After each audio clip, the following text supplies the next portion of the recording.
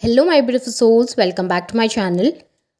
आज की रीडिंग में हम देखने वाले हैं कि आपके पार्टनर की डीप फीलिंग्स क्या हैं। ऐसा क्या है जो आपके पार्टनर आपके लिए फील तो करते हैं लेकिन आपके सामने एक्सप्रेस नहीं करते या आपको बताते नहीं हैं। ये रीडिंग स्पेशली नो कॉन्टैक्ट वालों के लिए होने वाली है।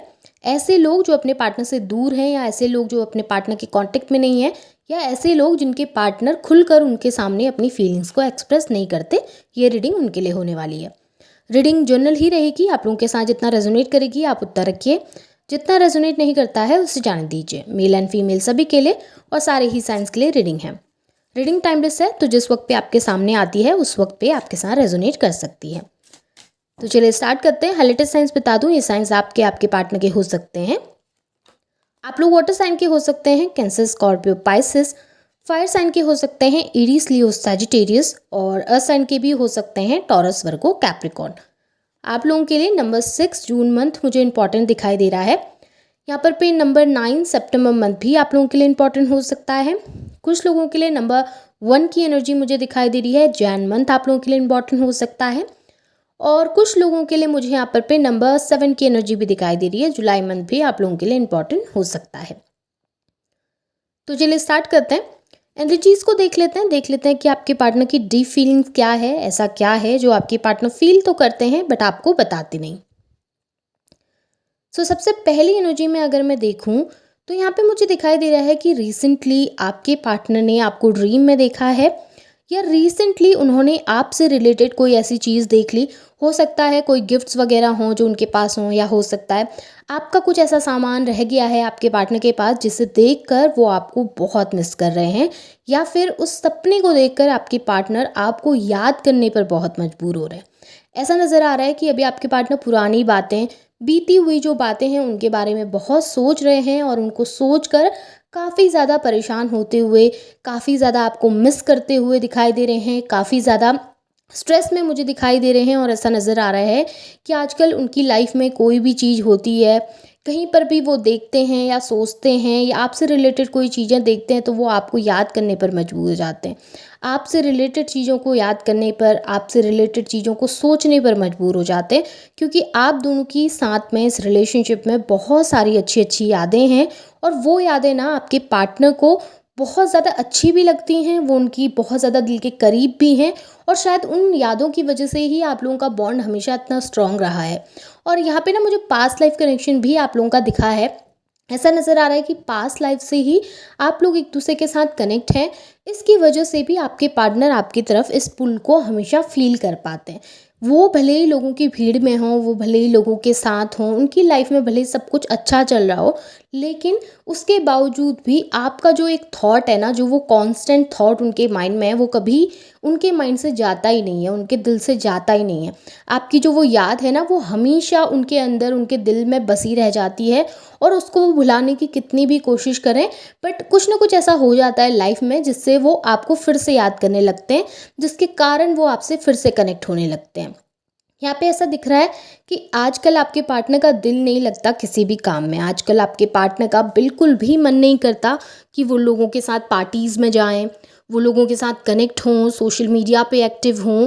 ऐसा नज़र आ रहा है लोग ना उनसे कनेक्ट होने की कोशिश ज़रूर कर रहे हैं। उनके आसपास बहुत लोग हैं जो आपके पार्टनर के आसपास रहना पसंद करते हैं या आपके पार्टनर से जुड़ना भी पसंद कर रहे हैं।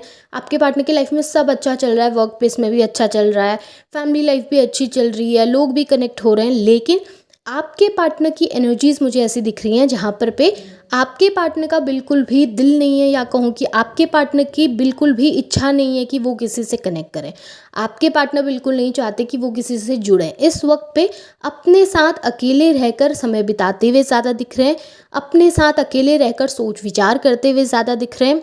और ऐसा नज़र आ रहा है कहीं ना कहीं जब अकेले रहते हैं तो आपको मिस बहुत करते हैं। उनकी लाइफ में ना उनको वो खालीपन का एहसास होने लगा है। सब कुछ होने के बावजूद भी एक एम्प्टीनेस फील करते हैं, अंदर से एक खालीपन महसूस करते हैं, जहाँ पे उनको लगता है कि कुछ कमी है, जहाँ पे उनको लगता है कि सब कुछ है मेरे पास लेकिन फिर भी वो पूरा नहीं पड़ रहा उनको। सब कुछ होने के बाद भी वो शांति नहीं मिल रही उनको। वो एक होता है ना सेटिस्फैक्शन मिलना किसी चीज़ से, वो आपके पार्टनर को नहीं मिल पा रहा, क्योंकि वो जो उनकी शांति है ना वो आपके पास है। उन्हें आपके साथ ही रहकर वो पीस महसूस हो पाता है। यहाँ पे मुझे ऐसा भी दिख रहा है कि आपके पार्टनर ने ना पास्ट में बहुत सारे गलत फैसले लिए थे, बहुत सारे सेल्फिश डिसीजंस मुझे दिख रहे हैं, जहाँ पे आपके पार्टनर ने अपने फ़ायदे के लिए कहूँ या फिर अपने प्रॉफिट के लिए या अपने लिए कुछ ऐसे फैसले ले लिए थे, अपने बारे में सोचकर कुछ ऐसे फैसले ले लिए थे जिनकी वजह से आपको काफ़ी हर्ट हुआ, जिनकी वजह से आप लोगों के रिलेशनशिप में बहुत सारी प्रॉब्लम्स आई, जिनकी वजह से आप लोगों का रिलेशनशिप टूट गया या फिर आप लोग एक दूसरे से दूर हो गए। अब उन चीज़ों को सोच कर ना आपके पार्टनर बहुत शर्मिंदगी महसूस करते हैं। ऐसा नज़र आ रहा है कि अब जब वो अपनी गलतियाँ रिकॉल करते हैं ना तो उन्हें बहुत गिल्टी फील होता है, उन्हें लगता है कि उन्होंने आपके साथ बहुत गलत कर दिया, आपके साथ इनजस्टिस कर दिया, उन्होंने आपको इस रिलेशनशिप में वो सब चीज़ें नहीं दी जो आप डिज़र्व करते थे। यहाँ पे ऐसा नज़र आ रहा है उन्होंने बस अपना प्रॉफिट सोचा, अपनी खुशियों के बारे में सोचा, अपने लिए सब कुछ सही करने के चक्कर में वो आपके लिए सब चीज़ें बहुत ज़्यादा गलत कर दिए, जिसकी वजह से अभी वो काफ़ी ज़्यादा सैड हैं, काफ़ी दुखी हैं और उन चीज़ों के बारे में सोचकर काफ़ी ज़्यादा एक गिल्ट को भी फील कर पाते हैं। यहाँ पे ऐसा भी दिख रहा है कि आपके पार्टनर ने ना पास्ट में आपके एफर्ट्स को नहीं समझा था। पास्ट में आपके पार्टनर ने आपने जो एफर्ट्स डाले थे उनके लिए या फिर आप जो ट्राई कर रहे थे ना, वहाँ पर आपके पार्टनर आपको ना समझकर बार बार रिजेक्ट करते रहे। वो बार बार आपको ऐसा फील कराते रहे कि आपकी कोई वैल्यू नहीं है और उन्होंने बार बार आपको बहुत ज़्यादा रिजेक्ट किया है हर चीज़ में कहूँगी, या फिर आपको बहुत ज़्यादा लो फील करवाया है रिलेशनशिप में। आपको ना उन्होंने वो फ्रीडम नहीं दी आपको, उन्होंने वो एक प्यार नहीं दिया, वो लगाव नहीं दिया इस रिलेशनशिप में। हमेशा अपने बारे में ज़्यादा सोचा, अपनी ख्वाहिशों के बारे में ज़्यादा सोचा।